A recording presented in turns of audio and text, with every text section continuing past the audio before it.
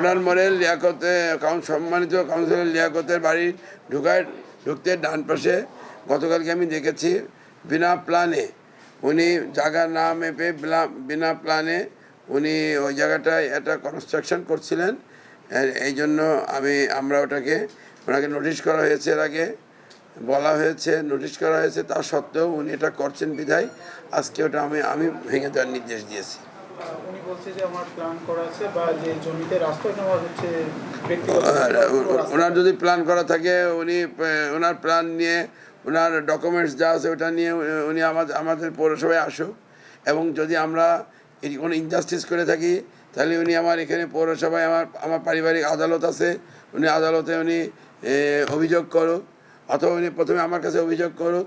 সেই অভিযোগের ভিত্তিতে যদি উনি ন্যায় বিচার না পায় তাহলে এখানে আমার আদালত আছে, এই আদালতের প্রতি যদি তার আস্থা শেষে না হয় সে সিভিল কোর্টে যেতে পারে। আমি আইনের প্রতি বিশ্বাসী এবং আমি আইনের বাইরে কখনো আমি চলবো না ইনশাল্লাহ। রাস্তা করতে যে যদি কোনো বাড়ি বা কোনো ঘর প্ল্যান বাড়ি যায় থাকে সবগুলো কি এভাবে?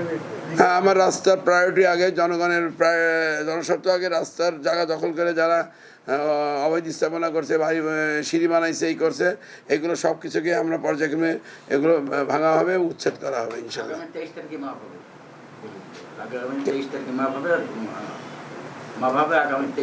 কিভাবে জানলি?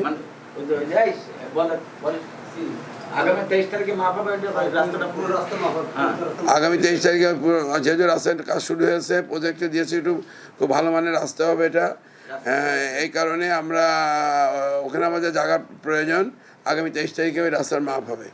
আপনি ইতিমধ্যে শুনে খুশি হবেন যে আমরা প্রত্যেকটা রাস্তা আমরা মাপছি, প্লার করছি, নিরূপণ করছি, এবং তাদেরকে আমরা সময় দিচ্ছি যে তোমাদের এই অবৈধ স্থাপনা তোমরা সরিয়ে নাও। তারপরে কিন্তু আমরা সেই জায়গাগুলো আমরা ভাঙছি এবং উচ্ছেদ করছি। ধন্যবাদ।